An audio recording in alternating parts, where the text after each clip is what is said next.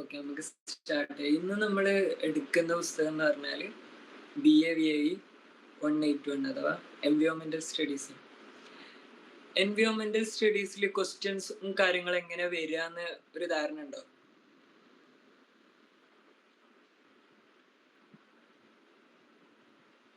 Anyone can answer?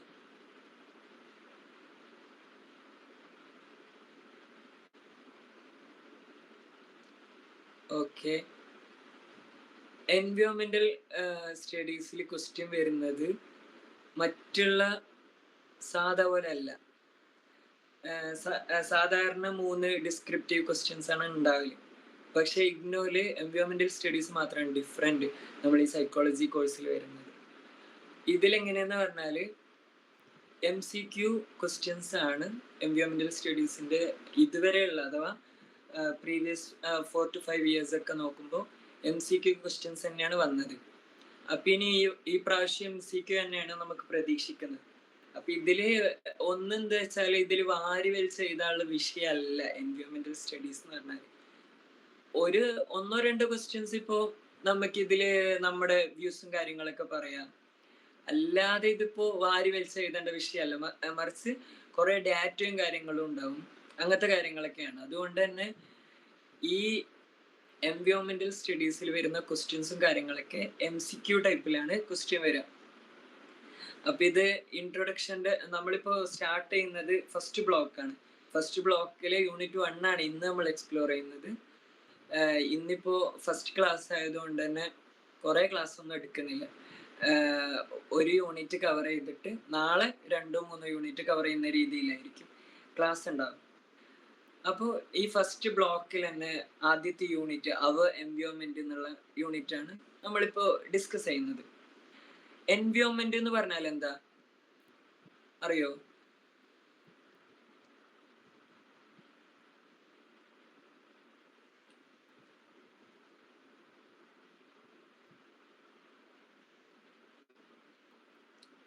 ചുറ്റുപാട്.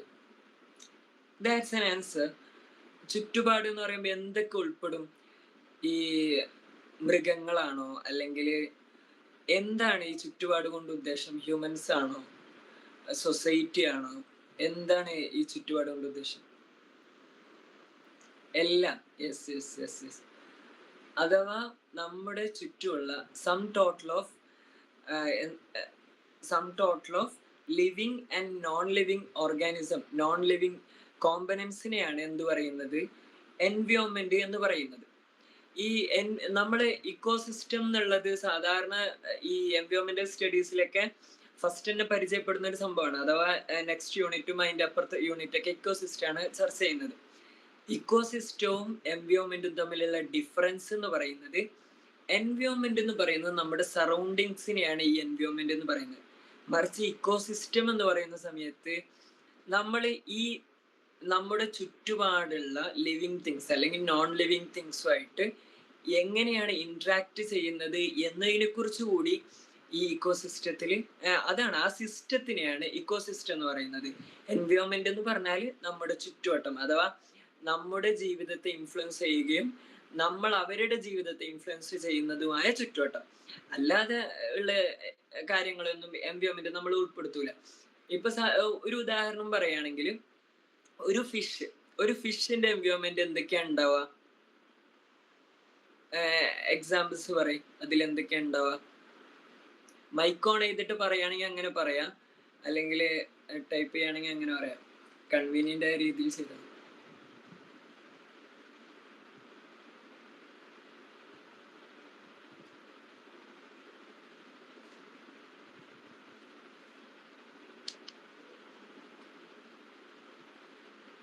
ഒരു ഫിഷിന്റെ environment എന്ന് പറഞ്ഞാൽ എന്തൊക്കെയായിരിക്കും?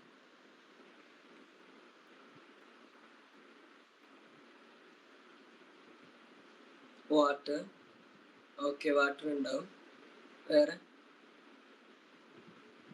വാട്ടർ മാത്രമായിരിക്കും. വാട്ടർ അത് സസ്റ്റെയിൻ ചെയ്യുന്ന അഥവാ സർവൈവ് ചെയ്യുന്ന ഒരു സ്ഥലമാണ്. ഇനിയിപ്പോ അവിടെ അബയോട്ടിക് അല്ലാത്ത ബയോട്ടിക് ആയ കാര്യങ്ങൾ എന്തൊക്കെയായിരിക്കും ഒരു ഫിഷിന് അതിന്റെ ലൈഫിന് ആവശ്യമായത് ഉണ്ടാവുക?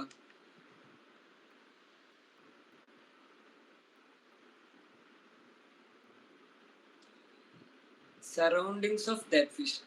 യെസ്, എൻവയോൺമെന്റ് എന്ന് പറയുമ്പോൾ സറൗണ്ടിങ്സ് ആണ്. ഇപ്പൊ ഒരു പോണ്ടിൽ ജീവിക്കുന്ന ഒരു ഫിഷിനെ സംബന്ധിച്ചിടത്തോളം അതിന്റെ സറൗണ്ടിങ്സ് എന്ന് പറയുന്നത് എന്തൊക്കെ ഉണ്ടാവും? അതിലുള്ള ജീവികൾ ഉണ്ടാവും, പിന്നെ പുല്ലുകൾ ഉണ്ടാവും, വാട്ടർ ഉണ്ടാവും, പിന്നെ അതുപോലെ അതിന്റെ ചുറ്റുവട്ടത്തുള്ള ഇപ്പോ മറ്റുള്ള മീന് തിന്നുന്ന ജീവികൾ ഉണ്ടാവും, മീനിനെ തിന്നുന്ന ജീവികൾ ഉണ്ടാവും, എല്ലാ കാര്യങ്ങളാണ്. ഇപ്പോ ഒരു കിങ് ഫിഷർ വരുന്നുണ്ട്, അപ്പൊ ആ കിങ് ഫിഷർ അടക്കം ഇതിന്റെ എൻവയോൺമെന്റിന്റെ ഭാഗമാണ്.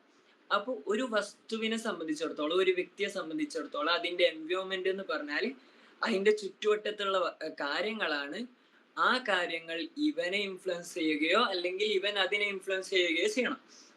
ഇപ്പോ ഒരു മനുഷ്യനെ സംബന്ധിച്ചിടത്തോളം ഡിഫറെന്റ് ആയിട്ടുള്ള എൻവയോൺമെന്റ് ഉണ്ടാവും. ഒന്ന് ഹോം എൻവയോൺമെന്റ് ഉണ്ടാവും, ബിസിനസ് എൻവയോൺമെന്റ് ഉണ്ടാവും, അതുപോലെ ഫാമിലി എൻവയോൺമെന്റ് ഉണ്ടാവും.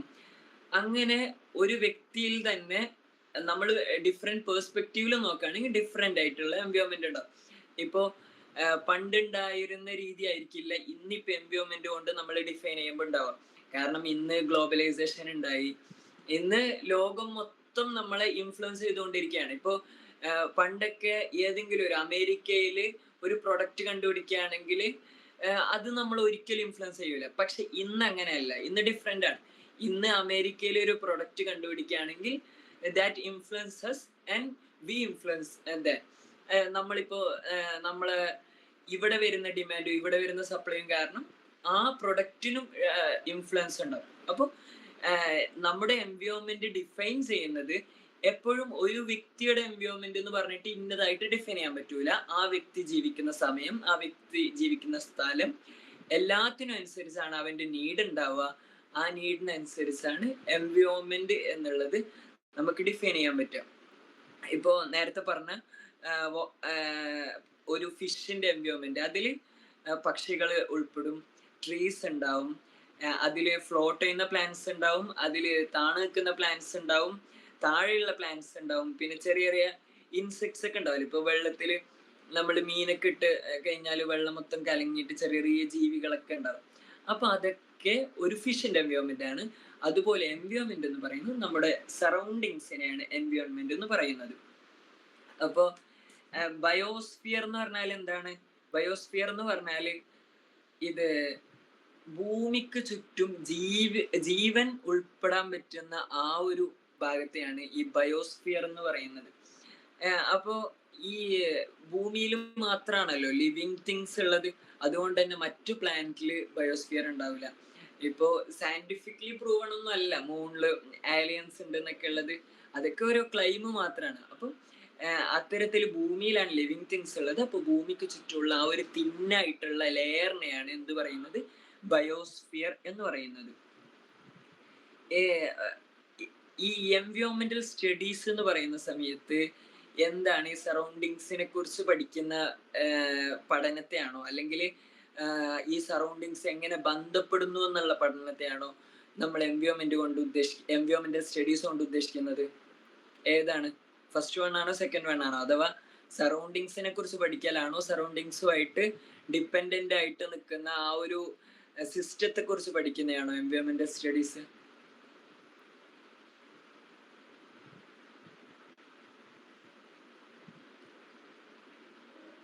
ഏതിനെ കുറിച്ചാണ്?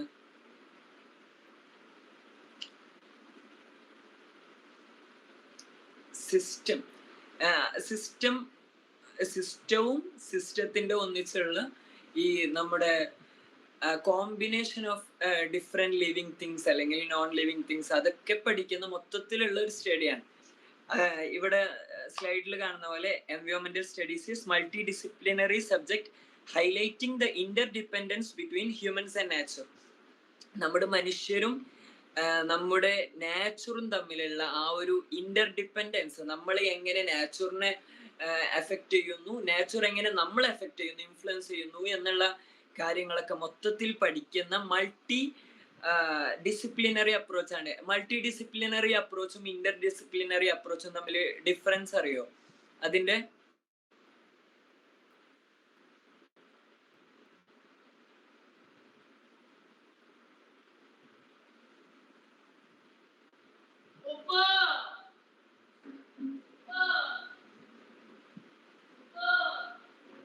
മൾട്ടി ഡിസിപ്ലിനറി അപ്രോച്ച് എന്ന് പറയുന്ന സമയത്ത് നമ്മള് എല്ലാ ഡിസിപ്ലിൻസും അഥവാ സോഷ്യോളജി എല്ലാം അല്ല, അതില് ഏതൊക്കെയാണോ നീഡ് ഉള്ളത് ആ ഡിസിപ്ലിൻസ് ഒക്കെ, ഇപ്പോ സോഷ്യോളജി ഉണ്ടാവാം, ആന്ത്രപ്പോളജി ഉണ്ടാവാം, സൈക്കോളജി ഉണ്ടാവാം, ഇനി ഇക്കോണമിക്സ് ഉണ്ടാവാം, അതുപോലെ ഏതൊക്കെ സയൻസ്, ഏതൊക്കെ ഡിസിപ്ലിൻസ്, ഏതൊക്കെ സബ്ജക്ട്സ് ആണ് ആവശ്യം വരുന്നത് ആ സബ്ജക്ട്സ് ഒക്കെ കൂടിയിട്ട് അതിന്റെ ആൾക്കാർ, അഥവാ ഇപ്പോ ഒരു കൗൺസിലറിന്റെ ഭാഗത്ത് നിന്നുള്ള അയാളുടെ എൻവയോൺമെന്റിൽ അവിടെ വരുന്ന മൾട്ടി ഡിസിപ്ലിൻ എന്ന് പറഞ്ഞാൽ ഏതൊക്കെയാ ഉണ്ടാവുക?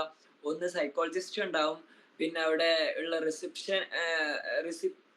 റിസപ്ഷനിസ്റ്റ് ഉണ്ടാവും, പിന്നെ അതുപോലെ അവിടെ ഡിസൈൻ ചെയ്തിട്ടുള്ള ആ ഒരു അവിടുത്തെ സൗകര്യം കാര്യങ്ങളൊക്കെ ഡിസൈൻ ചെയ്തിട്ടുള്ള ആർക്കിടെക്റ്റ് ഉണ്ടാവും, അവിടുത്തെ സീറ്റ് കാര്യങ്ങളൊക്കെ ഫിറ്റ് ചെയ്തിട്ടുള്ള ഫർണിച്ചർ ചെയ്ത ആളുണ്ടാവും.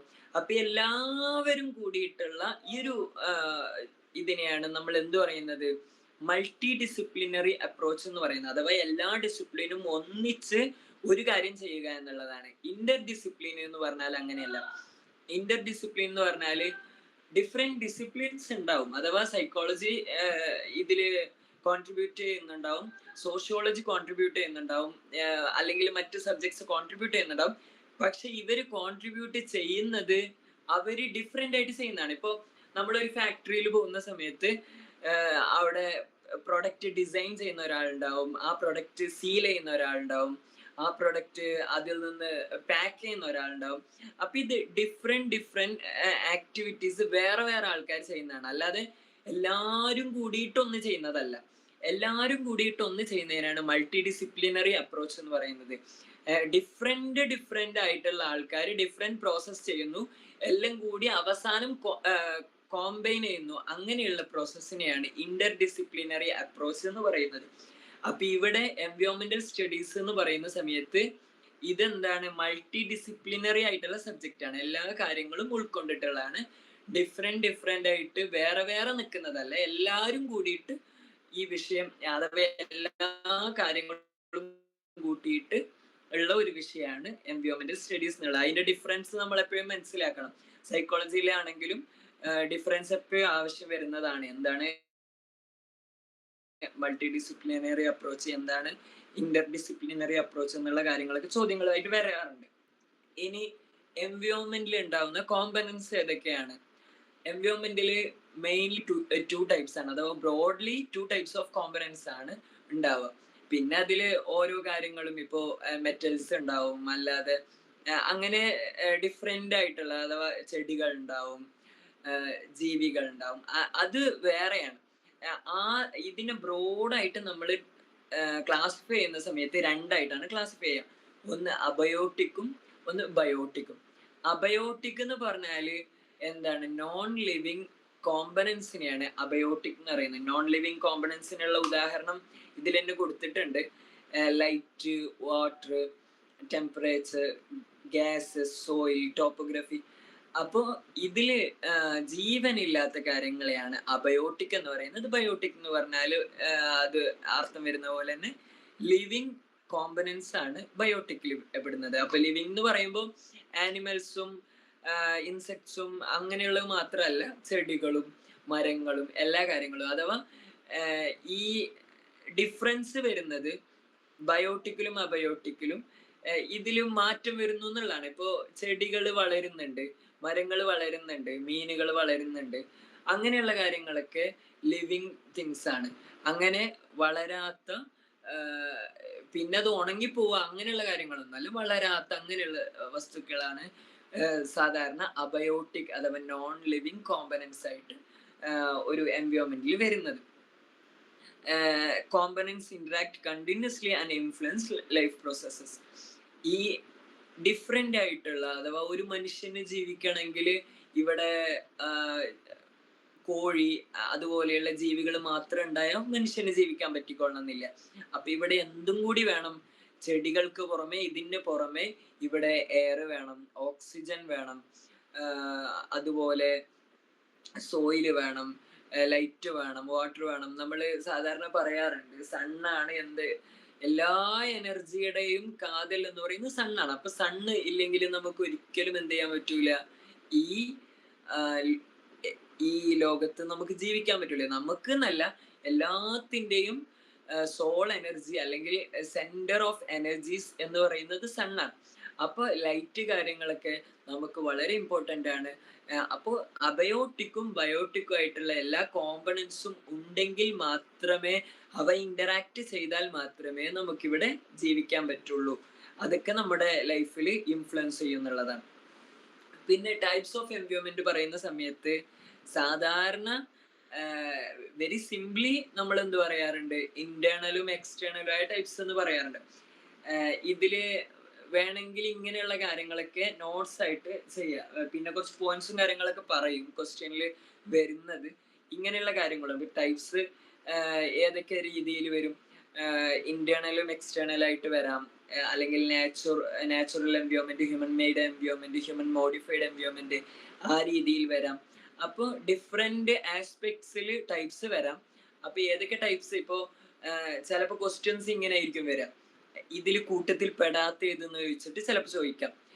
അങ്ങനെ ചോദിക്കുന്ന സമയത്ത് അതിലിപ്പോ 4 കൊടുത്തതിൽ ഒന്ന് നാച്ചുറൽ, ഒന്ന് ഹ്യൂമൻ മെയ്ഡ്, ഒന്ന് ഹ്യൂമൻ മോഡിഫൈഡ്, വേറെ ഏതെങ്കിലും ഉണ്ടാവും. അപ്പൊ അതാണ് അതിൽ കൂട്ടത്തിൽ പെടാത്ത. അങ്ങനെയുള്ള ക്വസ്റ്റ്യൻസും കാര്യങ്ങളൊക്കെ MCQല് നമുക്ക് ഷുവർ ആയിട്ട് പ്രതീക്ഷിക്കാം. അപ്പൊ ആ കാര്യങ്ങളൊക്കെ ഒന്ന് മനസ്സിലാക്കുക, അല്ലെങ്കിൽ നോട്ട് ചെയ്ത് വെക്കാം.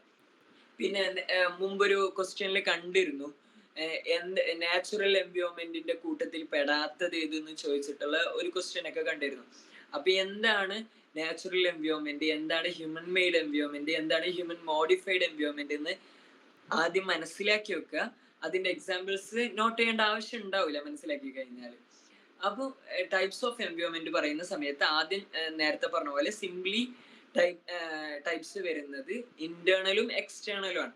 ഇന്റേണൽ എന്ന് പറയുന്ന സമയത്ത് ഒരു ജീവിയെ സംബന്ധിച്ചിടത്തോളം അതിന്റെ ബോഡി, അതിന്റെ ഉള്ളിലുള്ള ഇപ്പോ മനുഷ്യനെ സംബന്ധിച്ചിടത്തോളം ബ്ലഡ്, പിന്നെ ഹേർട്ട്, ഇതിന്റെ ഉള്ളിലുള്ള കാര്യങ്ങളൊക്കെ, ഇതൊക്കെ നമ്മുടെ ഇന്റേണൽ ആയിട്ടുള്ള എൻവയോൺമെന്റ് ആണ്. സാധാരണ പറയുന്നത് പോലെ എക്സ്റ്റേണൽ എൻവയോൺമെന്റിനേക്കാളും സസ്റ്റൈനബിലിറ്റി അഥവാ ഒരു സ്ഥിരത ഉണ്ടാകുന്നത് എപ്പോഴും ഇന്റേണൽ എൻവയോൺമെന്റിനായിരിക്കും. കാരണം ഇന്റേണൽ എൻവയോൺമെന്റിന് എന്തെങ്കിലും ഡാമേജ് ഉണ്ടായാലേ, അല്ലെങ്കിൽ എന്തെങ്കിലും രോഗം വന്നാലേ അതിന് കേട് വരുള്ളൂ. പക്ഷെ എക്സ്റ്റേണൽ എൻവയോൺമെന്റ് അതുപോലെയല്ല. എക്സ്റ്റേണൽ എൻവയോൺമെന്റ് അത് തന്നെ ഇപ്പോ ലിവിങ് തിങ്സ് ഒക്കെ ആണെങ്കിൽ നല്ലോണം ഡിഫറൻസ് നമുക്ക് അതില് മനസ്സിലാക്കാൻ സാധിക്കും. അപ്പൊ എക്സ്റ്റേണൽ എന്ന് പറയുമ്പോൾ ഈ ഇന്റേണൽ അല്ലാത്ത എല്ലാത്തിനും എക്സ്റ്റേണൽ എന്നുള്ള രീതിയിൽ പറയാം. പിന്നെ ഇതില് ഈ പറയുന്ന ടൈപ്സ്, 3 ടൈപ്സ്, അഥവാ ഇതാണ് important classification of environment. First one natural environment. Natural environment എന്ന് പറഞ്ഞാല് നമുക്ക് ഇതിൽ വലിയ റോളും കാര്യങ്ങളൊന്നും ഉണ്ടാവില്ല.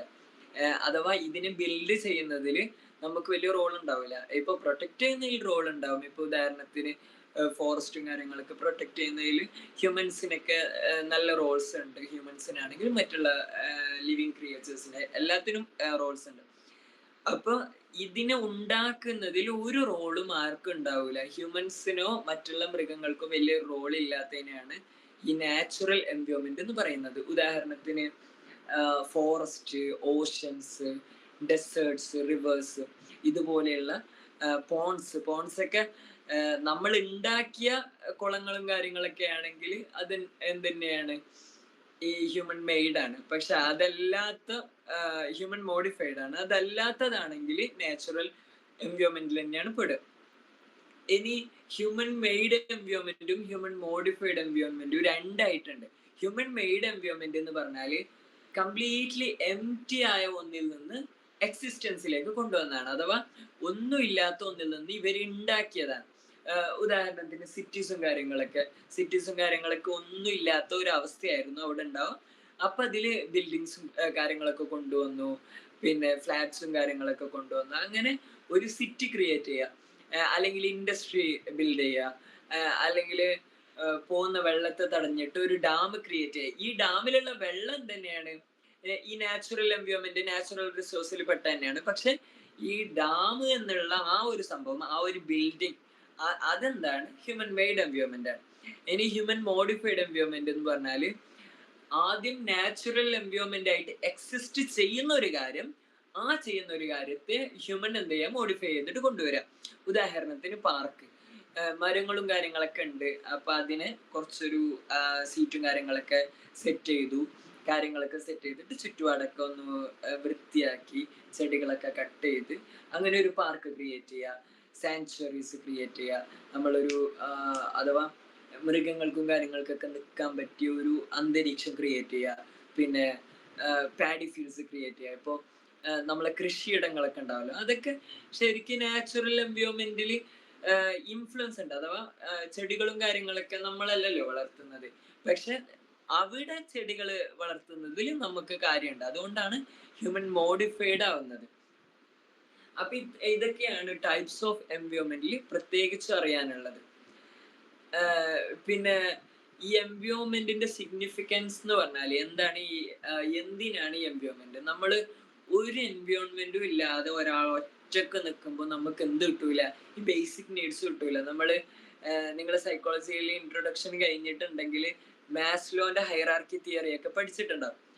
മാസ്ലോന്റെ ഹൈറാർക്കിയിലൊക്കെ പറയുന്ന ബേസിക് നീഡ്സ് ഉണ്ടല്ലോ, അഥവാ ഫുഡ്, ഷെൽട്ടർ, സെക്സ് കാര്യങ്ങൾ പോലെയുള്ള അങ്ങനെയുള്ള ബേസിക് നീഡ്സ്, അതൊക്കെ നമുക്ക് കിട്ടണമെങ്കിൽ എന്തായാലും എൻവയോൺമെന്റ് ഉണ്ടായാലേ കിട്ടുള്ളൂ. ബേസിക് നീഡ്സ് കിട്ടാതെ പിന്നെ നമുക്ക് അടുത്ത ഒന്നിലേക്ക് നമ്മൾ പോകുന്നില്ലല്ലോ. അപ്പൊ ഷെൽട്ടറും എയർ, വാട്ടർ, ഫുഡ് ഇതുപോലെയുള്ള കാര്യങ്ങളൊക്കെ കിട്ടണമെങ്കിൽ നമുക്ക് എൻവയോൺമെന്റ് ആവശ്യമാണ്. അപ്പൊ environment is very important in humans life and other living creatures life and എവ്രിവൺസ് life. കാരണം ഒരു ഉറുമ്പിനെ സംബന്ധിച്ചിടത്തോളം അതിന്റെ എൻവയോൺമെന്റ് അതിന് ഇമ്പോർട്ടൻ്റ് ആണ്. നമുക്ക് ചിലപ്പോൾ ഉറുമ്പ് അത്ര ഇമ്പോർട്ടൻ്റ് ആയിക്കൊള്ളുന്നില്ല. എല്ലാം നമ്മളൊക്കെ മുമ്പ് ബയോളജിയിലൊക്കെ പഠിച്ച പോലെ എല്ലാം ഒരു സൈക്ലിങ്ങിലാണ് ഈ ജീവികളൊക്കെ ജീവിക്കുന്നത്. ഇനി എന്താണ് ഈ മനുഷ്യരുമായിട്ട് എങ്ങനെയൊക്കെയാണ് ബന്ധപ്പെട്ട് കിടക്കുന്ന എൻവയോൺമെന്റ്? അത് ഡിഫറെന്റ് അപ്രോച്ചസിൽ നമുക്ക് ഡിഫൈൻ ചെയ്യാൻ പറ്റും. ഇതിന് മെയിൻലി 3 അപ്രോച്ചസ് ആണ് എങ്ങനെയാണ് ഈ ഹ്യൂമൻ എൻവയോൺമെന്റുമായിട്ട് ബന്ധപ്പെട്ട് കിടക്കുന്നത് എന്നതിനെ കുറിച്ച് കൊണ്ടുവന്നിട്ടുള്ളത്. ഫസ്റ്റ് വൺ എന്താണ്? ഡിറ്റർമിനിസം ആണ്. ഡിറ്റർമിനിസം എന്ന് പറഞ്ഞാല് നമ്മളെ പദത്തിൽ തന്നെ ഉണ്ട് എന്ത്, ഇത് ഡിറ്റർമൈൻ ആയിട്ടുണ്ട്, നമുക്കിതിൽ വലിയ റോളൊന്നുമില്ല. നാച്ചുർ അവിടെ ഉണ്ട്. അപ്പൊ നാച്ചുർ ഉണ്ടാകുമ്പോൾ പിന്നെ നമ്മൾ അതിൽ വലിയ റോളൊന്നുമില്ല. നാച്ചുറാണ് ഹ്യൂമൻസിനെ കൺട്രോൾ ചെയ്യുന്നത്. അപ്പോൾ നാച്ചുർ ഇങ്ങനെ ഉണ്ടെങ്കിൽ പിന്നെ ഹ്യൂമൻസ് എന്തായാലും ഇങ്ങനെ വളരുള്ളൂ. ഇപ്പൊ ഉദാഹരണത്തിന് ഈ നാഗസാക്കി, ഹിരോഷിമ ഒക്കെ ബോംബ് ഉണ്ടായ സമയത്ത് അവിടെയൊക്കെ എന്താണ് ഈ ആണവായുധം ഇട്ടിരുന്നു. അങ്ങനെ അതിനുശേഷം ഈ ജപ്പാനിൽ അവിടെ വളരുന്ന ആൾക്കാർക്കൊക്കെ വൈകല്യം ഉണ്ടാവുന്നുണ്ട്. അപ്പൊ ഈ ഡിറ്റർമിനിസ്റ്റുകൾ പറയുന്നത് ഇവിടെ നമുക്ക് ഒരു സൊല്യൂഷനും കൊണ്ടുവരാൻ പറ്റൂല. ഇപ്പൊ ഇത്ര കാലങ്ങളായിട്ട് ഇപ്പോഴും അവിടെ ജനിക്കുന്ന ആൾക്കാരൊക്കെ ഈ വൈകല്യത്തിൽ തന്നെയാണ് ജനിക്കുന്നത്. അപ്പൊ നമുക്ക് ഇതിൽ വലിയ കാര്യങ്ങളൊന്നും ചെയ്യാൻ പറ്റൂല. ഒന്നോ നമ്മൾ നാച്ചുറലിനെ മാറ്റേണ്ടി വരും. അപ്പൊ നാച്ചുറാണ് ഈ ഹ്യൂമൻസിനെ കൺട്രോൾ ചെയ്യുന്നത് എന്നാണ് ആര് പറയുന്നത്? ഈ ഡിറ്റർമിനിസ്റ്റുകൾ പറയുന്നത്. അത് ഒരു ഇമ്പോർട്ടൻറ്റ് പോയിന്റ് ആണ്. പിന്നൊരു കാര്യം, ഈ ഡിറ്റർമിനിസം ആരാണ് കൊണ്ടുവന്നത്? നോട്ട്സ് ഉണ്ടെങ്കിൽ ഇത് എഴുതി വെക്കണം, ഇത് ഇമ്പോർട്ടൻ്റ് ആണ്. ഡിറ്റർമിനിസം ആരാണ് കൊണ്ടുവന്നത് എന്നുള്ള ക്വസ്റ്റ്യൻസ് ചോദിക്കാൻ സാധ്യതയുണ്ട്. കഴിഞ്ഞ പ്രീവിയസ് ക്വസ്റ്റ്യൻസിലൊക്കെ അങ്ങനെയൊക്കെ ചോദ്യങ്ങൾ കണ്ടിരുന്നു.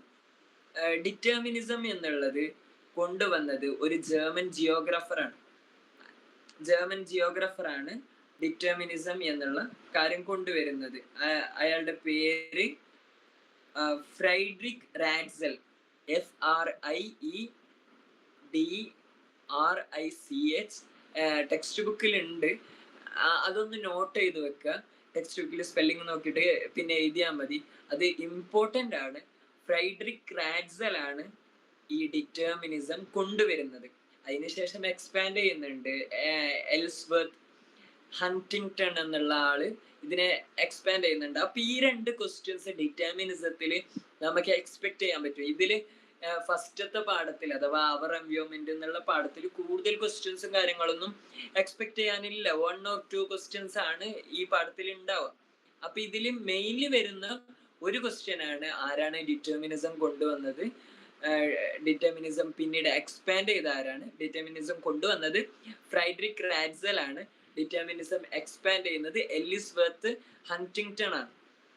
പിന്നെ പോസിബിലിസത്തെ കുറിച്ച് പറയുകയാണെങ്കിൽ പോസിബിലിസം എന്ന് പറയുന്നത് ഡിറ്റർമിനിസത്തിന്റെ ഡയറക്റ്റ് ഓപ്പോസിറ്റ് പോലെയുള്ള ഒരു അപ്രോച്ചാണ്. അഥവാ humans shape environment using technology.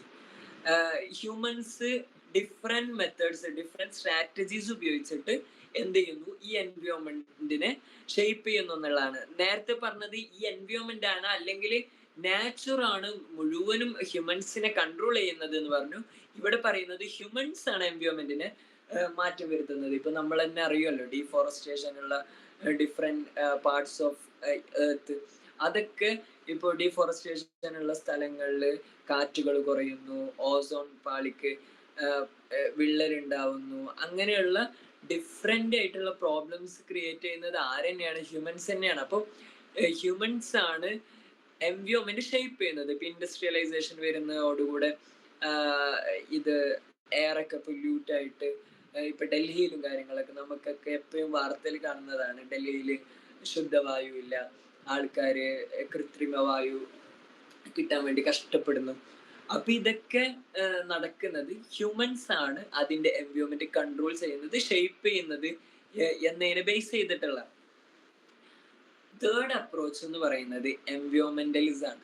Environmentalism എന്ന് പറയുന്നത് emphasizes ecological balance and sustainable use.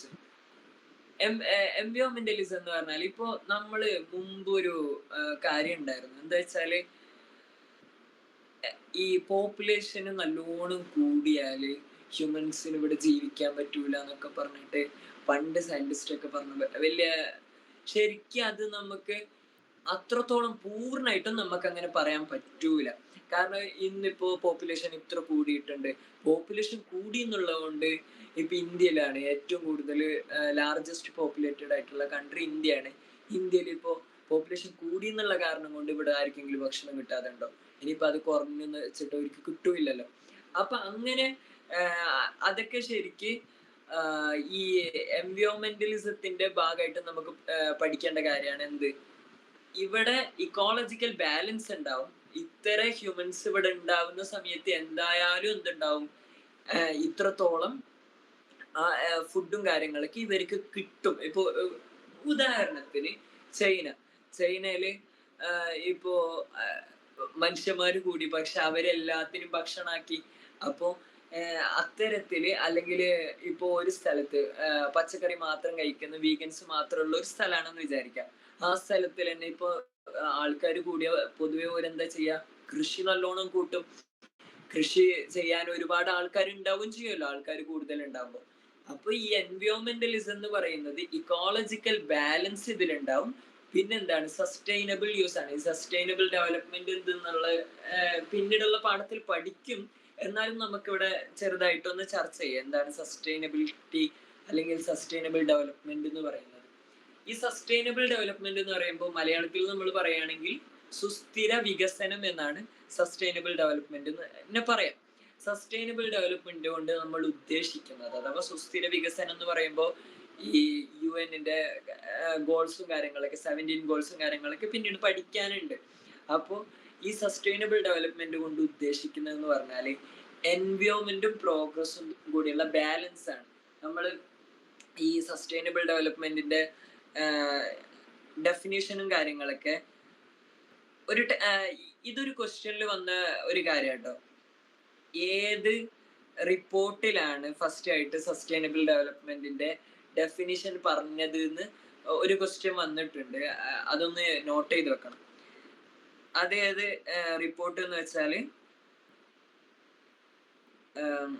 ബ്രുണ്ട്ലാൻഡ് commission report എന്നുള്ള ഒരു റിപ്പോർട്ടിലാണ് എന്ത് വന്നത്? ഈ സസ്റ്റൈനബിൾ ഡെവലപ്മെന്റിന്റെ ഡെഫിനിഷൻ ആദ്യമായിട്ട് പറയുന്നത്. അപ്പൊ ഇത് ആ റിപ്പോർട്ടിന്റെ ആ കമ്മീഷൻ ഇറക്കിയ റിപ്പോർട്ടിന്റെ ടൈറ്റിൽ അവർ കോമൺ ഫ്യൂച്ചർ എന്നായിരുന്നു അതിന്റെ ടൈറ്റിൽ ഉണ്ടായിരുന്നത്. അപ്പോൾ world commission on environment and development ആണ് ഈ ഒരു സമ്മിറ്റ് നടത്തുന്നത്. ആ സമ്മിറ്റിൽ കമ്മീഷന് അഥവാ ബ്രുൻലാൻഡ് കമ്മീഷൻ റിപ്പോർട്ട് അനുസരിച്ച് ഇതിന്റെ ആദ്യത്തെ ഡെഫിനിഷൻ പറഞ്ഞു. ആ ഡെഫിനിഷൻ എന്ന് പറയുന്നത് sustainable development is meeting the need of present generation without compromising the ability of future generations to meet their own needs. അഥവാ നമ്മൾ പ്രസന്റ് ജനറേഷന് ഒരു കാര്യം എന്ത് ചെയ്യാണ്, നമ്മളൊരു നീഡ് മീറ്റ് ചെയ്യാണ്. ഇപ്പൊ ഉദാഹരണത്തിന് നമുക്ക് എന്ത് വേണം, നമുക്കിവിടെ ഒരു വീട് കെട്ടണം. അപ്പൊ നമുക്കിവിടെ വീട് കെട്ടാൻ നമ്മൾ എന്ത് ചെയ്യുന്നു, JCB എടുത്തിട്ട് ഒരു മല അങ്ങോട്ട് നിരത്തുന്നു. അപ്പൊ ഈ മല നിരത്തുന്നതിലൂടെ നമ്മൾ ഫ്യൂച്ചർ ജനറേഷനുള്ള അവരുടെ ശുദ്ധവായു എന്നുള്ള കാര്യം അതിനെ നമ്മൾ എന്ത് ചെയ്യുന്നു, ഡിപ്രൈവ് ചെയ്യുന്നുണ്ട്. അഥവാ നമ്മൾ അതിനെ തടയുന്നുണ്ട്, നമ്മൾ അതിനെ അവർക്ക് നിഷേധിക്കുന്നുണ്ട്. അത് ഫ്യൂച്ചർ ജനറേഷന് ഒരു ബുദ്ധിമുട്ടും വരാതെ പ്രസന്റ് ജനറേഷന്റെ നീഡ് മീറ്റ് ചെയ്യുന്ന ഒരു കാര്യത്തെയാണ് നമ്മൾ എന്ത് പറയുന്നത്, സസ്റ്റൈനബിൾ ഡെവലപ്മെന്റ് എന്ന് പറയുന്നത്. അഥവാ സസ്റ്റൈനബിൾ എന്നുള്ള പദം ഉപയോഗിക്കാൻ കാരണം സുസ്ഥിരാണ്. അഥവാ ഇവിടെ ബുദ്ധിമുട്ട് ആർക്കും ഉണ്ടായിട്ടില്ല, പക്ഷെ ഡെവലപ്മെന്റ് ആണെങ്കിലും ഉണ്ടായിട്ടുണ്ട്. അതിനെയാണ് സസ്റ്റൈനബിൾ ഡെവലപ്മെന്റ് എന്ന് പറയുന്നത്. പക്ഷെ ഇതില് ഈ സസ്റ്റൈനബിൾ ഡെവലപ്മെന്റ് എന്നുള്ള പദപ്രയോഗത്തിൽ തന്നെ ചെറിയ ഒരു ഡിസ്കഷനും കാര്യങ്ങളൊക്കെ വന്നിരുന്നു. അത് വരാൻ മെയിൻ കാരണം എന്ന് വെച്ചാല് സസ്റ്റൈനബിൾ എന്ന് പറയുന്നത് എന്താണ്, ഒരു സ്റ്റേബിൾ ആയിട്ടുള്ള അഥവാ ഒരു മൂവ്മെന്റ് ഒന്നും ഇല്ലാത്ത ഒരു കാര്യത്തെയാണ് സസ്റ്റൈനബിൾ എന്ന് പറയുന്നത്. പക്ഷെ ഡെവലപ്മെന്റ് എന്ന് പറഞ്ഞാലോ ഇംപ്രൂവ്മെന്റ് ഉണ്ടാവുന്നുണ്ട്, ഡെവലപ്മെന്റ് ഉണ്ടാവുന്നുണ്ട്. അപ്പൊ എങ്ങനെയാണ് സസ്റ്റൈനബിൾ ഡെവലപ്മെന്റ് എന്നുള്ള പദം ഉപയോഗിക്കുക എന്നുള്ള രീതിയിൽ അത് ഓക്സിമോറോൺ ആണ്. ഓക്സിമോറോൺ എന്ന് പറഞ്ഞാല് അത് ചിലപ്പോൾ ചോദ്യത്തിൽ വരാട്ടോ, കാരണം ടെക്സ്റ്റ് ബുക്കിൽ ഓക്സിമോറോൺ എന്നുള്ള പദം ഉപയോഗിച്ചിട്ടുണ്ട്, അതിനെ ഡിഫൈൻ ചെയ്തിട്ടുണ്ട്. ഓക്സിമോറോൺ എന്ന് പറഞ്ഞാല് രണ്ട് ഓപ്പോസിറ്റ് ആയിട്ടുള്ള പദങ്ങളെ കംപ്രസ് ചെയ്തിട്ട് ഒന്നിച്ച് ഉപയോഗിക്കും. ഇപ്പൊ ഉദാഹരണത്തിന് പ്രെറ്റി അഗ്ലി എന്നുള്ള പദം. ഇപ്പൊ പ്രെറ്റി എന്ന് പറഞ്ഞാൽ എന്താ, വെരി ബ്യൂട്ടിഫുൾ അല്ലെങ്കിൽ നല്ല ഭംഗിയുള്ളത്.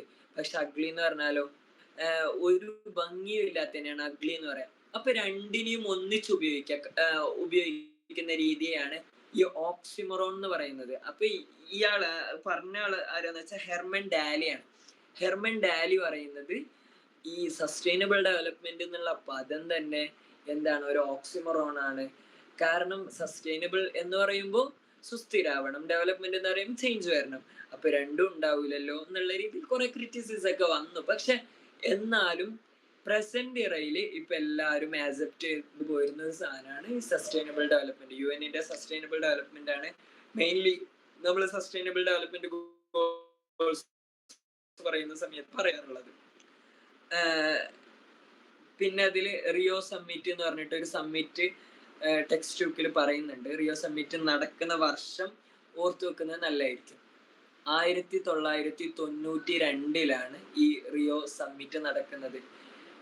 റിയോ സമ്മിറ്റിലാണ് ആദ്യമായിട്ട് ഈ സസ്റ്റൈനബിൾ ഡെവലപ്മെന്റിന്റെ കാര്യങ്ങളൊക്കെ ഒന്ന് ഡിബേറ്റും കാര്യങ്ങളൊക്കെ വരുന്നത് റിയോ സമ്മിറ്റിന് ശേഷമാണ്. അതാണ് ടെക്സ്റ്റ് ബുക്കിൽ മെൻഷൻ ചെയ്തത്. അപ്പൊ ഈ റിയോ സമ്മിറ്റ് നടക്കുന്നത് 1992. അതൊന്ന് നോട്ട് ചെയ്ത് വെക്കാം. സസ്റ്റൈനബിലിറ്റി എന്ന് പറഞ്ഞാൽ എന്താണ്, കപ്പാസിറ്റി ടു എൻഡ്യൂർ. അഥവാ നമുക്ക് നമ്മുടെ നീഡിന് നമുക്ക് നമ്മുടെ നീഡ് ചെയ്യാനുള്ള ആ ഒരു കരുത്തുണ്ടല്ലോ, എബിലിറ്റി, അതിന്റെ ഒരു കപ്പാസിറ്റിയാണ്. അഥവാ ഇപ്പൊ നമ്മള് ഒരു വീട് കെട്ടിയിട്ട് നമ്മൾ അവിടെ ഷെൽട്ടർ ആയിട്ട് ജീവിക്കുന്നു. അപ്പൊ അടുത്ത വരുന്ന ഫ്യൂച്ചർ ജനറേഷനിൽ ലിവിങ് ഓർഗാനിസത്തിന് ആ നീഡ് അവിടെ അവർക്ക് ജീവിക്കാൻ പറ്റുന്നില്ല. അപ്പൊ അങ്ങനെയുള്ള രീതിയിൽ വരുമ്പോ അതിനെ സസ്റ്റൈനബിലിറ്റി എന്ന് നമ്മൾ വിളിക്കൂല. പിന്നെ ഈ നമ്മള് ഈ എൻവയോൺമെന്റിൽ വരുന്ന ട്രാൻസിഷനും കാര്യങ്ങളും, അഥവാ നമ്മൾ ഈ എൻവയോൺമെന്റിൽ എപ്പോഴാണ് ഈ സസ്റ്റൈനബിലിറ്റി ഇല്ല എന്ന് നമ്മൾ പറയാ, എൻവയോൺമെന്റിൽ ഡിഫറെന്റ് ട്രാൻസിഷൻ വരുന്നുണ്ട്, സൊസൈറ്റിയിൽ ഡിഫറെന്റ് ട്രാൻസിഷൻ വരുന്നുണ്ട്. അഥവാ സൊസൈറ്റി ഇപ്പോ നമ്മളിപ്പോ ഉദാഹരണം പറയുകയാണെങ്കിൽ, നമ്മളിപ്പോ എല്ലാവരും കോവിഡ് എക്സ്പീരിയൻസ് ചെയ്ത ആൾക്കാരാണ് നമ്മളിലുള്ള എല്ലാവരും. അപ്പൊ ഈ കോവിഡ് വരുന്നതിന് മുമ്പുള്ള ഒരു എൻവയോൺമെന്റും കോവിഡിന് ശേഷമുള്ള ഒരു എൻവയോൺമെന്റും എൻറ്റയർലി ഡിഫറെന്റ് ആണ്. അപ്പൊ അതുപോലെ നമുക്ക് ഈ ട്രാൻസിഷൻ ഒരുപാട് എവിടെ ഉണ്ടാവും, ഈ എൻവയോൺമെന്റിൽ ഉണ്ടാവും. അതിൽ ഫസ്റ്റ് സൊസൈറ്റിയിൽ ഉണ്ടാവും. അതിൽ ഫസ്റ്റ് ട്രാൻസിഷൻ എന്ന് പറയുന്നത് ഡീമോഗ്രാഫിക് ട്രാൻസിഷൻ ആണ്. അഥവാ പോപ്പുലേഷൻ നല്ല കൂടുന്ന സമയത്ത് കൺട്രിയിൽ മാറ്റം വരും, പോപ്പുലേഷൻ കുറഞ്ഞ സമയത്ത് കൺട്രിയിൽ മാറ്റം വരും. ഇപ്പൊ ഉദാഹരണത്തിന് ഈ കേരള തന്നെ എടുത്തു നോക്കാം. കേരളത്തിൽ നല്ല പോപ്പുലേഷൻ ഉണ്ട്, അപ്പോൾ ആൾക്കാർക്കൊക്കെ നീഡ് നല്ലോണം കൂടും. അപ്പൊ നീഡ് കൂടുന്ന സമയത്ത് തന്നെ എല്ലാ ഭാഗങ്ങളിലേക്കും, കേരളത്തിലുള്ള ഏകദേശം എല്ലാ ഭാഗങ്ങളിലേക്കും നല്ല റോഡും കാര്യങ്ങളൊക്കെ വരും. ഇനിയിപ്പോ ഇതുപോലെ അല്ല എവിടെയൊക്കെ കേരള അല്ലാത്ത ബീഹാർ അല്ലെങ്കിൽ മറ്റുള്ള സംസ്ഥാനങ്ങൾ, അവിടെയൊന്നും റോഡിന്റെ ആവശ്യം വരില്ല. കാരണം അവിടെ അത്തരത്തിൽ ഒരുപാട് സ്ഥലങ്ങൾ കൃഷിയിടങ്ങൾക്ക് വേണ്ടി മാത്രം ഇങ്ങനെ തുറന്നുള്ള സ്ഥലങ്ങളുണ്ട്. അപ്പൊ അവിടെ ഡീമോഗ്രഫി കുറവാണ്, പോപ്പുലേഷൻ കുറവാണ്. പോപ്പുലേഷൻ കുറവാകുന്ന സമയത്ത് എന്തുണ്ടാവും, അവിടെ അവർക്ക് അതിന്റെ ആവശ്യം ഉണ്ടാവില്ല. അപ്പൊ ഡീമോഗ്രഫിക് ട്രാൻസിഷൻ എന്ന് പറഞ്ഞാല് പോപ്പുലേഷൻ കൂടിയതിൽ നിന്ന് കുറയുകയോ അല്ലെങ്കിൽ കുറഞ്ഞതിൽ നിന്ന് കൂടുകയോ ചെയ്യുന്ന ട്രാൻസിഷനെയാണ് ഡീമോഗ്രഫിക് ട്രാൻസിഷൻ എന്ന് പറയുന്നത്. പിന്നെ ഒന്ന് റിസോഴ്സ് ട്രാൻസിഷൻ. നമ്മളിപ്പോ ഉദാഹരണത്തിന് ഒരു നാട്ടില് അരി കിട്ടുന്ന ഒരു നാടായിരുന്നു എന്ന് വിചാരിക്കാം. അപ്പൊ അവിടുത്തെ റിസോഴ്സ് അവൈലബിലിറ്റി ഏതാണ്? ഈ റൈസ് ആണ്. പിന്നീട് റൈസ് ഈ നാട്ടിൽ കിട്ടിയേയില്ല. അപ്പൊ എന്താവും, അവരുടെ എൻവയോൺമെന്റ് കംപ്ലീറ്റ്ലി ഡിഫറെന്റ് ആവും. കാരണം ഈ റൈസിന് വേണ്ടിയിട്ട് പിന്നെ അവരെന്ത് ചെയ്യും, എക്സ്പോർട്ടിനെ സമീപിക്കും. ഈ ഇമ്പോർട്ടേഴ്സിനെ സമീപിക്കും. ഇമ്പോർട്ടേഴ്സിനെ സമീപിക്കുമ്പോൾ ഇവരുടെ എക്സ്പെൻസും കാര്യങ്ങളൊക്കെ കൂടും. അങ്ങനെ കുറെ പ്രശ്നങ്ങൾ ഏതിൽ വരും, ഈ റിസോഴ്സ് മാറ്റം വരുന്ന സമയത്ത്, അഥവാ റിസോഴ്സിലുള്ള ട്രാൻസിഷന്റെ സമയത്ത് മാറ്റം വരും എന്നുള്ളതാണ്. പിന്നെ ടെക്നോളജി ട്രാൻസിഷൻ. ടെക്നോളജി നേരത്തെ പറഞ്ഞു, കോവിഡ് വരുന്ന സമയത്ത്. അപ്പൊ കോവിഡിന് ശേഷം പിന്നെ എന്തായി, മൊത്തം ഡിജിറ്റലായി. അപ്പൊ ഡിജിറ്റൽ ആയ സമയത്ത് ഗ്ലോബലൈസേഷൻ ഉണ്ടായി. അങ്ങനെ എൻവയോൺമെന്റിൽ നമുക്ക് മാറ്റം വന്നു. അഥവാ നമ്മൾ യൂസ് ചെയ്യുന്ന മെത്തേഡ്സ്, ടെക്നോളജിയിൽ ട്രാൻസിഷൻ ഉണ്ടാകുന്ന സമയത്ത് സ്വാഭാവികമായിട്ടും എന്തുണ്ടാവും, ഈ സൊസൈറ്റിയിൽ മാറ്റം വരുന്നുള്ളതാണ്. പിന്നൊന്ന് പൊളിറ്റിക്കൽ ആൻഡ് സോഷ്യോളജിക്കൽ ട്രാൻസിഷൻ എന്നുള്ളത്. പൊളിറ്റിക്കൽ ട്രാൻസിഷൻ എന്നുള്ളത് നമ്മളിപ്പോ ഉദാഹരണത്തിന് ഈ ഇന്നിപ്പോ ഉള്ള കേന്ദ്ര സർക്കാർ ഈ മുമ്പത്തെ അഥവാ കോൺഗ്രസ് ഉള്ള സമയത്ത് കോൺഗ്രസ് ഒരുപാട് കാര്യങ്ങള് ഫോക്കസ് ചെയ്തിട്ടുണ്ടെങ്കിൽ പോലും ഇൻഫ്രാസ്ട്രക്ചറിന്റെ കാര്യത്തിൽ അതിന്റെ ശേഷം ഉണ്ടായ ഇന്നത്തെ കേന്ദ്ര സർക്കാരാണ് കുറെ മാറ്റങ്ങളും കാര്യങ്ങളൊക്കെ കൊണ്ടുവന്നത്. പക്ഷെ കോൺഗ്രസ് സർക്കാർ ചെയ്തിരുന്ന പല കാര്യങ്ങളും ഇന്ന് ഇവർ ചെയ്യുന്നില്ല. അപ്പൊ ചുരുക്കി പറഞ്ഞാൽ പൊളിറ്റിക്കൽ പാർട്ടീസ് വ്യത്യാസപ്പെടുക, നേതൃത്വം വ്യത്യാസപ്പെടുക, സൊസൈറ്റി വ്യത്യാസപ്പെടുക. അങ്ങനെ വ്യത്യാസപ്പെടുന്ന സമയത്ത് അവിടെ എൻവയോൺമെന്റും വ്യത്യാസപ്പെടും. ഇപ്പൊ കേരളത്തിലുള്ള റോഡും കാര്യങ്ങളൊക്കെ ഇപ്പൊ റീസെന്റ് ഉള്ള ഗവൺമെന്റ് വന്നതിന് ശേഷം കേരളത്തിൽ ഏത് ഗ്രാമങ്ങളിൽ പോവുകയാണെങ്കിലും നമുക്ക് നല്ല ഒരു സ്മൂത്ത് ആയിട്ടുള്ള എൻവയോൺമെന്റ് ആണ്. അഥവാ റോഡും കാര്യങ്ങളൊക്കെ നന്നായി, എല്ലാം ശരിയാവാണ്, ഹോസ്പിറ്റലും കാര്യങ്ങളൊക്കെ കൂടി. അപ്പോൾ വേറൊരു പൊളിറ്റിക്കൽ പാർട്ടി ഉണ്ടാവുന്ന സമയത്ത് വേറെ ഡെവലപ്മെന്റ് ഉണ്ടാവും, പക്ഷെ ഈ കാര്യങ്ങളിൽ ഡിഫറൻസ് ഉണ്ടാവും. അപ്പോൾ ഈ ഡിഫറൻസ് അഥവാ പൊളിറ്റിക്കലും സോഷ്യലും ആയിട്ടുള്ള ട്രാൻസിഷൻ ഉണ്ടാവുന്ന സമയത്ത് എന്തുണ്ടാവും, സൊസൈറ്റിയിൽ നമ്മുടെ എൻവയോൺമെന്റിൽ വ്യത്യാസം ഉണ്ടാവും എന്നുള്ളതാണ്. പിന്നെ ഒന്ന് കമ്മ്യൂണിറ്റി ട്രാൻസിഷൻ ആണ്. കമ്മ്യൂണിറ്റി മാറുകയാണ്. ഇപ്പൊ ഉദാഹരണത്തിന് ഈ മുഗൾ വരുന്ന സമയത്ത്, മുഗൾ ചക്രവർത്തി വന്ന സമയത്ത് ഒരുപാട് ആൾക്കാരെ മതം മാറ്റി എന്നൊക്കെ we don't know the fact in the history.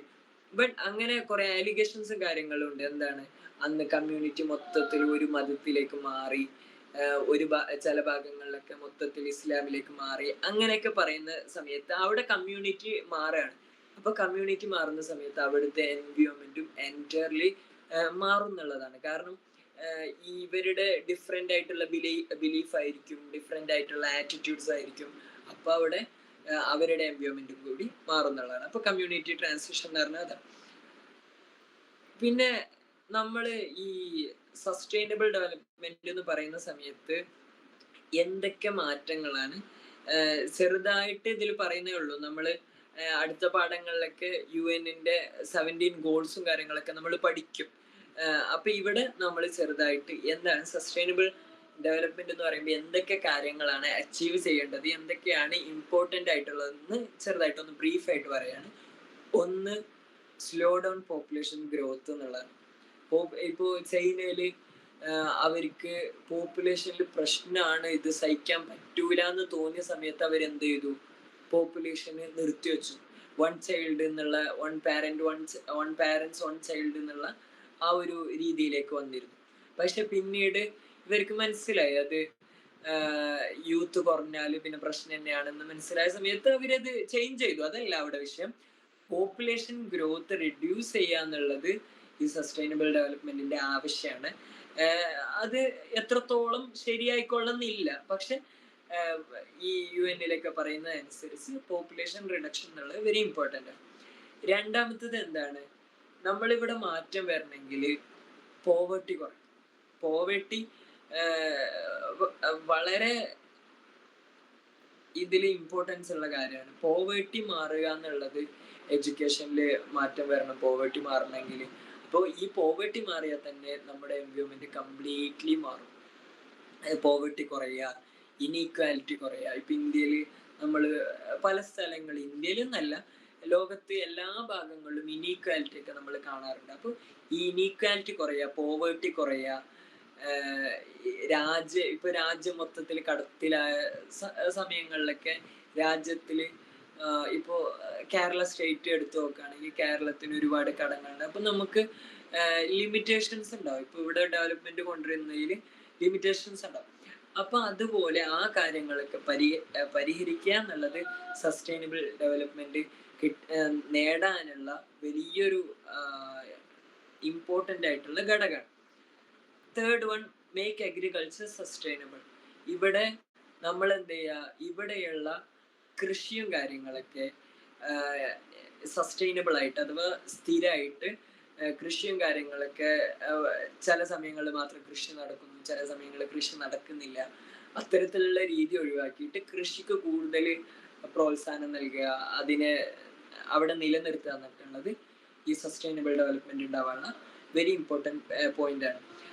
പിന്നെ ഒരു പോയിന്റ്, നമ്മളിപ്പോ ആമസോൺ കാടിൽ തീ പിടിക്കുന്ന സമയത്ത് നമ്മൾ ശരിക്ക് ചില ആൾക്കാർ ഇങ്ങനെ വിചാരിച്ചിട്ടുണ്ടാവും, കാട്ടിലല്ലേ തീ പിടിച്ച, അതിനെന്താ പ്രശ്നം. നമ്മൾ ഈ ഫോറസ്റ്റിനെ പ്രൊട്ടക്ട് ചെയ്തിട്ടില്ലെങ്കിൽ നമ്മൾ ഈ എൻ്റെ സൈക്കിൾസ് വരുന്നത് ഈ ട്രീസിനെ ഡിപ്പെൻഡ് ചെയ്തിട്ട് വേറെ ആനിമൽസ് ഉണ്ടാവും, അവരെ ഡിപ്പെൻഡ് ചെയ്തിട്ട് വേറെ ജീവികൾ ഉണ്ടാവും, അവരെ ഡിപ്പെൻഡ് ചെയ്തിട്ട് അങ്ങനെ ഒരു സൈക്കിൾ തന്നെയാണ് അവിടെ നശിക്കുക. അതുമാത്രമല്ല ഈ ഓക്സിജന്റെ പ്രശ്നം വരും മരങ്ങൾ കുറയുന്ന സമയത്ത്. അപ്പോൾ protect forest and other habitats എന്നുള്ളത് ഇമ്പോർട്ടൻ്റ് ആയിട്ടുള്ള പോയിന്റ് ആണ്, ഈ സസ്റ്റൈനബിൾ ഡെവലപ്മെന്റ് കിട്ടാനുള്ള പോയിന്റ്സ് ആണ്. അടുത്തത് make water and energy use sustainable. നമ്മൾ ഈ സാധാരണ പറയാറുണ്ട് പൈപ്പൊന്നും തുറന്നു പോകരുത്, പിന്നെ എപ്പോഴും ഫാൻ ഇടുന്നത് അങ്ങനെ കറണ്ട് ഉപയോഗിക്കുന്നൊക്കെ ഒഴിവാക്കണം. അപ്പോൾ നമ്മൾ ഈ ഐൻസ്റ്റൈൻ്റെ ഒക്കെ ഒരു തിയറി നമ്മളൊക്കെ കേട്ടിട്ടുണ്ടാവും, ഇതുവരെ പഠിച്ചതിലൊക്കെ കേട്ടിട്ടുണ്ടാവും. എന്താ വെച്ചാൽ ഒരു എനർജി ആയിട്ട് കൺവേർട്ട് ചെയ്യണമെങ്കിൽ വേറൊരു വസ്തു ഉണ്ടാണ്. ഇപ്പൊ ഉദാഹരണത്തിന് ഈ ഫ്ലെയിംസ് ആയിട്ട് നമ്മൾ ഈ വിറകും കാര്യങ്ങളൊക്കെ മാറണമെങ്കിൽ ആ ഫ്ലെയിംസ് ആ വിറകും കാര്യങ്ങളൊക്കെ ഇല്ലാണ്ടാവണം. ഇപ്പൊ ഉദാഹരണത്തിന് നമ്മളൊരു വിറക് കത്തിച്ചു, എന്നാ വിറക് പോലെ തന്നെ ഉണ്ട്, തീയും വരും, അങ്ങനെ ഉണ്ടാവില്ല. ഒന്ന് തീയാവുന്ന സമയത്ത് ഈ വിറക് ഇങ്ങനെ തീരുന്നുണ്ടാവും. അപ്പൊ ഒരു എനർജി നമ്മൾ എത്ര കൺസ്യൂം ചെയ്യുന്നുണ്ടോ ആ കൺസ്യൂം ചെയ്യുന്നതിനനുസരിച്ച് എന്തോ ഒന്ന് അവിടെ തീരുന്നുണ്ട്. വാട്ടർ യൂസ് ചെയ്തിട്ടായിരിക്കും എന്തുണ്ടാവുക, ഈ ഡാം യൂസ് ചെയ്തിട്ടായിരിക്കും ഇലക്ട്രിസിറ്റി ഉണ്ടാക്കുക. അപ്പൊ നമ്മൾ കൂടുതൽ ഇലക്ട്രിസിറ്റി ഉപയോഗിക്കുന്ന സമയത്ത്, കൂടുതൽ എനർജി ഉപയോഗിക്കുന്ന സമയത്ത് അവിടെ വെള്ളം അത്ര പോവാണ്. അപ്പൊ ഈ കാര്യങ്ങളൊക്കെ ഇമ്പോർട്ടൻ്റ് ആണ്. അഥവാ എനർജി യൂസ് ചെയ്യുന്ന സമയത്തും വാട്ടർ യൂസ് ചെയ്യുന്ന സമയത്തും അത് സസ്റ്റൈനബിൾ ആണ്. സസ്റ്റൈനബിൾ എന്ന് പറഞ്ഞാൽ നമ്മൾ നേരത്തെ ഒരു മീനിങ് പറഞ്ഞിരുന്നു, അത് ഫ്യൂച്ചർ ജനറേഷനും കൂടി ഉപദ്രവാത്ത രീതിയിൽ നമ്മൾ ഉപയോഗിക്കുക എന്നുള്ളതാണ്. പിന്നൊന്ന് റെഡ്യൂസ് വേസ്റ്റ് ജനറേഷൻ. വേസ്റ്റും കാര്യങ്ങളൊക്കെ ജനറേറ്റ് ചെയ്യുന്നത് കൂട്ടുക, നമ്മൾ വേസ്റ്റിനെ റീസൈക്കിൾ ചെയ്യുന്ന മെത്തേഡ്സും കാര്യങ്ങളൊക്കെ യൂസ് ചെയ്യുക. അത്തരത്തിലുള്ള കാര്യങ്ങളൊക്കെയാണ് ഈ മെയിൻലി പ്രയോറിറ്റി ഏരിയാസ് ആയിട്ട് നമ്മൾ ഇതിൽ പറയുന്നത്. പിന്നെ കോൺസെപ്റ്റ് ഓഫ് സസ്റ്റൈനബിലിറ്റി നമ്മൾ നേരത്തെ പറഞ്ഞു. കോൺസെപ്റ്റ് ഓഫ് സസ്റ്റൈനബിലിറ്റി ഡിഫൈൻ ചെയ്യുന്നത്, ആദ്യമായിട്ട് ഫോർമലി ഡിഫൈൻ ചെയ്യുന്നത് ബ്രുണ്ട്ലാൻഡ് കമ്മീഷൻ ആണ്. 1987 ഇത് പോയിന്റ് ചെയ്ത് വെക്കണം കേട്ടോ. ഇത് പരീക്ഷയിൽ വരാൻ സാധ്യതയുണ്ട്, ഇയറും ചോദിക്കാൻ സാധ്യതയുണ്ട്, ഈ കമ്മീഷന്റെ പേരും. അപ്പൊ ബ്രൂൺട്ട്ലാൻഡ് കമ്മീഷൻ ആണ് ആദ്യമായിട്ട് സസ്റ്റൈനബിലിറ്റി എന്നുള്ളതിന് ഡിഫൈൻ ചെയ്യുന്നത്. Meeting the needs of the present without compromising future generation എന്നുള്ളതാണ് ഇവര് കൊടുത്ത ആ ഒരു ഡെഫിനിഷൻ എന്ന് പറയുന്നത്. നമ്മൾ ട്രാൻസിഷനെ കുറിച്ച് കൂടുതൽ വിശദീകരണമായിട്ട് പറഞ്ഞിരുന്നു. അപ്പൊ ഇതിൽ ചെറുതായിട്ടേ പറയുന്നുള്ളൂ. പോപ്പുലേഷൻ സ്റ്റെബിലൈസേഷൻ അഥവാ പോപ്പുലേഷൻ ഇൻക്രീസ് ആവുന്നതിനെ റെഡ്യൂസ് ചെയ്യുക, പിന്നെ sustainable agriculture, water, energy use, poverty reduction and waste minimization. ഇത് മൊത്തത്തിൽ ചുരുക്കി പറഞ്ഞതാണ്. നമ്മൾ അതിനെ ക്ലിയർ ആയിട്ട് പറഞ്ഞു കഴിഞ്ഞു. ഓക്കെ, ഇനി എൻവയോൺമെന്റൽ സ്റ്റഡീസിനെ എന്തൊക്കെയാണ്, നമ്മൾ നേരത്തെ പറഞ്ഞിരുന്നു എൻവയോൺമെന്റൽ സ്റ്റഡീസ് എന്നുള്ളത് മൾട്ടി ഡിസിപ്ലിനറി സബ്ജക്റ്റ് ആണ് എന്നുള്ളത് പറഞ്ഞിരുന്നു.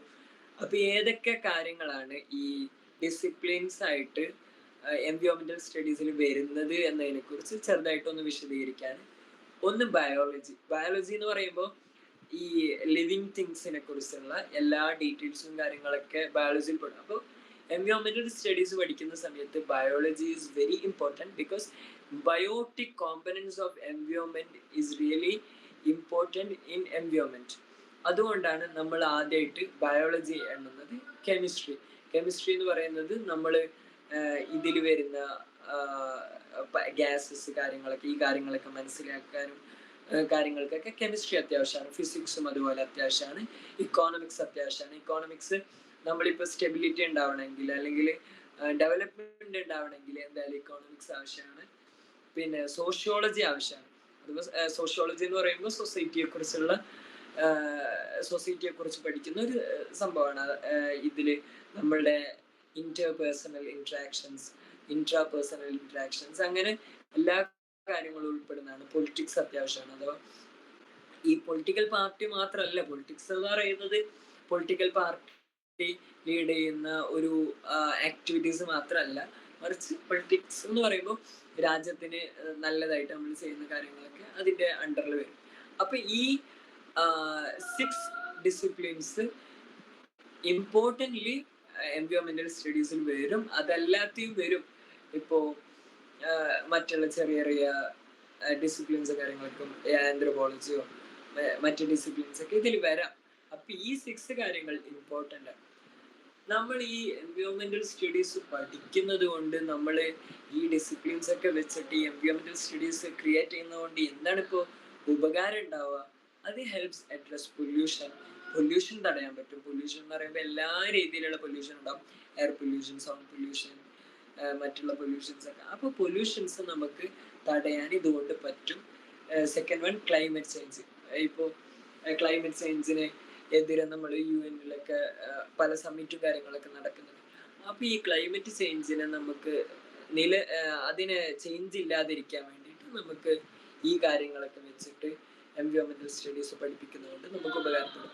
അത് എങ്ങനെയാണ് ഉപകാരപ്പെടുക എന്ന് ചോദിച്ചാൽ, ഇപ്പോൾ ക്ലൈമറ്റ് സസ്റ്റെയിൻ ആയിട്ട് നിൽക്കണം. അപ്പൊ സസ്റ്റൈനബിൾ ഡെവലപ്മെന്റ് എന്താണ് എന്നതിനെ കുറിച്ച് ആദ്യം ഒരു അവയർനെസ് ജനങ്ങൾക്ക് നൽകുക എന്നുള്ളത് നമുക്ക് അതിൽ വലിയൊരു ഉപകാരം ഉണ്ടാവും. കാരണം ഈ അവയർനെസ് ഉണ്ടായാലും സസ്റ്റൈനബിൾ ഡെവലപ്മെന്റ് ആകുമ്പോൾ ഫ്യൂച്ചർ ജനറേഷന് ബുദ്ധിമുട്ടില്ലാത്ത രീതിയിലാണല്ലോ. ഇപ്പൊ ക്ലൈമറ്റ് ചേഞ്ച് ഉണ്ടാവില്ല. അപ്പൊ ആ രീതിയിൽ അവയർനെസ് കൊടുക്കുക കാര്യങ്ങളൊക്കെ നമുക്ക് ഉപകാരപ്പെടും. പിന്നെ ബയോഡൈവേഴ്സിറ്റി ലോസ്, ഈ വംശനാശം കാര്യങ്ങളൊക്കെ ഉണ്ടല്ലോ. അപ്പൊ അതൊക്കെ നമുക്ക് ഇതിൽ തടയാൻ പറ്റും എന്നുള്ളതാണ്. വംശനാശം എങ്ങനെയാണ് ഉണ്ടാവുന്നത്, അതിന്റെ കോസ് റീസൺസ് ഏതൊക്കെയാണ്, ആ കാര്യങ്ങളൊക്കെ മനസ്സിലാക്കുന്നത് നമുക്ക് അത് ഉപകാരപ്പെടും.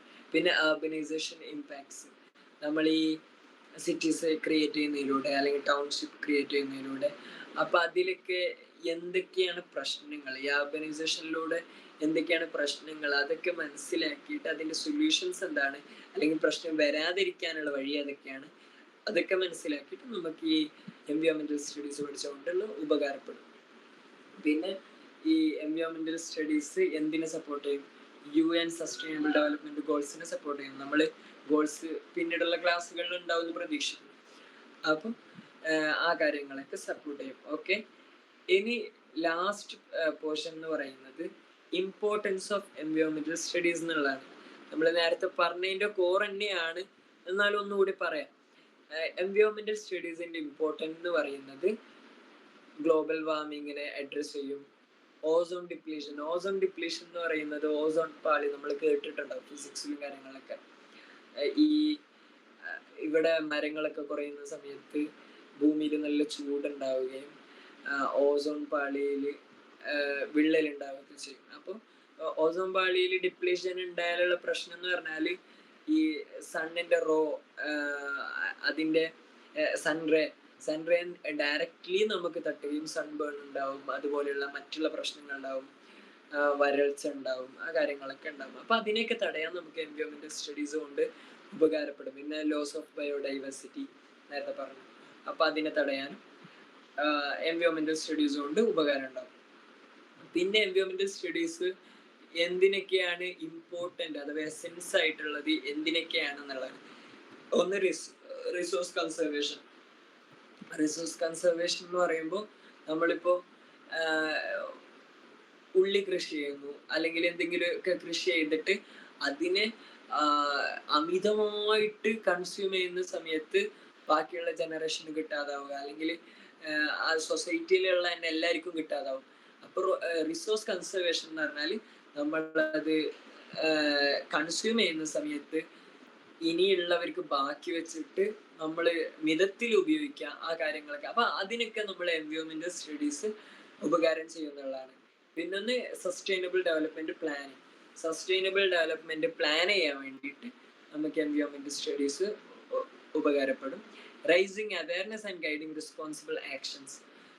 നമ്മൾ ജനങ്ങളിൽ അവയർനെസ് ഉണ്ടാക്കാൻ വേണ്ടിയിട്ട് റെസ്പോൺസിബിൾ ആക്ഷൻസ്. ഇപ്പോൾ ഒരു കാട് വെട്ടുകയാണ്, അപ്പൊ ഈ കാട് വെട്ടിയാലുള്ള പ്രശ്നം എന്താണെന്ന് തീരെ തന്നെ അറിയൂലെങ്കിലും അവിടെ റെസ്പോൺസിബിൾ ആക്ഷൻസ് ഉണ്ടാക്കാൻ നമുക്കൊരു ഗൈഡ് ചെയ്യാൻ പറ്റൂല. അപ്പൊ ഇത് പ്രശ്നം എന്തെന്ന് മനസ്സിലാവണമെങ്കിൽ ആദ്യം എന്ത് ചെയ്യണം, എൻവയോൺമെന്റൽ സ്റ്റഡീസ് ഉണ്ടാവണം. അപ്പോൾ അതുകൊണ്ട് നമുക്ക് റെസ്പോൺസിബിൾ ആക്ഷൻസ് ഗൈഡ് ചെയ്യാൻ പറ്റും. അതൊക്കെയാണ് ഈ കാര്യങ്ങളൊക്കെ വരുന്നത്. പിന്നെ നമ്മൾ ഇതിലൊരു 3 ക്വസ്റ്റ്യൻസ് നമ്മൾ ജസ്റ്റ് ഒന്ന് ഡിസ്കസ് ചെയ്യാം. ഞാൻ പറഞ്ഞു, ഈ പറഞ്ഞ കാര്യങ്ങളിൽ തന്നെ വരുന്ന കാര്യങ്ങളാണ് ക്വസ്റ്റ്യൻസിലുള്ളത്, അല്ലാതെ പുറമേ നിന്ന് ഈ പാഠത്തുനിന്ന് വരാനൊന്നുമില്ല. പിന്നെ ഇതിൽ ക്വസ്റ്റ്യൻസ് ഐ തിങ്ക് 30 ക്വസ്റ്റ്യൻസ് ആണ് ക്വസ്റ്റ്യൻ പേപ്പറിൽ ഉണ്ടാവാൻ തോന്നുന്നുണ്ട്. അതിൽ 2 ക്വസ്റ്റ്യൻസേ ഈ പാഠത്തുനിന്ന് വരുള്ളൂ. ഇപ്പോൾ പ്രീവിയസ് ഇയറിലുള്ള ഒരു 3 ക്വസ്റ്റ്യൻസ് നമുക്ക് ഡിസ്കസ് ചെയ്യാം. First one, which one of the following is natural environment? ഇത് നിങ്ങൾ തന്നെ ആൻസർ ചെയ്തേ. ഏതാണ് ഇതിലെ ആൻസർ വരിക? Which one of the following is a natural environment?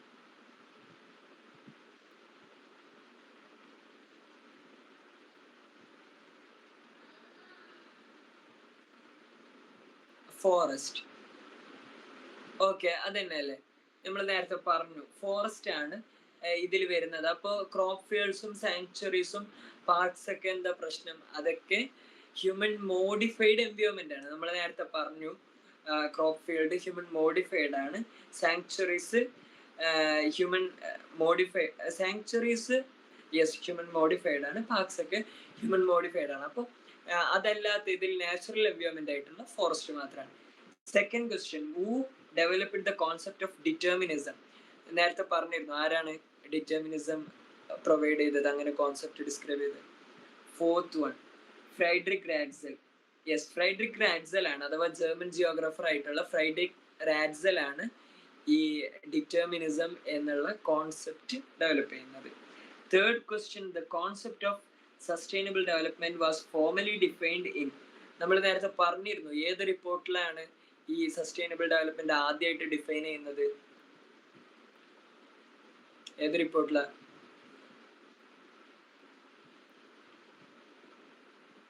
First one. Yes, very good. First one ആണ്, അഥവാ ബ്രൂൺക്ലാൻഡ് കമ്മീഷൻ റിപ്പോർട്ടിലാണ് ആദ്യമായിട്ട് ഈ സസ്റ്റൈനബിൾ ഡെവലപ്മെന്റ് ഡിഫൈൻ ചെയ്യുന്നത്. അതിന്റെ ഡെഫിനിഷൻ നമ്മൾ നേരത്തെ വായിച്ചു, അഥവാ ഫ്യൂച്ചർ ജനറേഷന് ബുദ്ധിമുട്ടില്ലാത്ത രീതിയിൽ പ്രസന്റ് ജനറേഷന് ഉപകാരം ചെയ്തു കൊടുക്കുക എന്നുള്ളതാണ് ഈ സസ്റ്റൈനബിൾ ഡെവലപ്മെന്റിന്റെ ഫോർമൽ ഡെഫിനിഷൻ എന്ന് പറയുന്നത്. അപ്പോൾ ഇതുവരെ പറഞ്ഞതിൽ ഈ റിലേറ്റഡ് ആയിട്ടുള്ള കാര്യങ്ങൾ എന്തെങ്കിലും ക്വസ്റ്റ്യൻസ് ഉണ്ടോ? Any doubts or questions?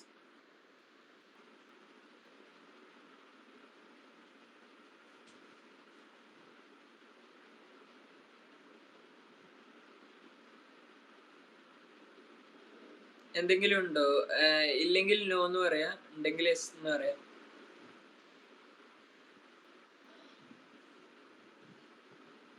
No, okay. അപ്പോ കാര്യങ്ങളൊക്കെ മനസ്സിലായെന്ന് തോന്നുന്നുണ്ട്. അപ്പൊ ഫസ്റ്റത്തെ ഇൻട്രൊഡക്ഷനിൽ കുറെ ക്വസ്റ്റ്യൻസ് കാര്യങ്ങളൊന്നും വരൂല. ഇതില് ഇത്രയൊക്കെ ക്വസ്റ്റ്യൻസ് ഒക്കെ വരുള്ളൂ. അപ്പൊ ഇതൊന്നും മനസ്സിലാക്കുക, ഡിറ്റർമിനിസം ആരാണ് കൊണ്ടുവന്നത്, അടുത്തത് ഡിറ്റർമിനിസവും നമ്മൾ പറഞ്ഞ പോസിബിലിസം ഷേപ്പ് ചെയ്ത ആള് ഞാൻ നേരത്തെ പേര് പറയാൻ വിട്ടുപോയി തോന്നുന്നുണ്ട്. പോസിബിലിസം ഒരു ഫ്രഞ്ച് ഹിസ്റ്ററിയനാണ് പോസിബിലിസം കൊണ്ടുവരുന്നത്.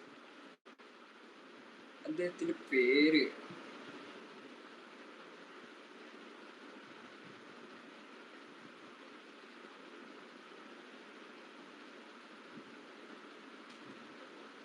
one minute.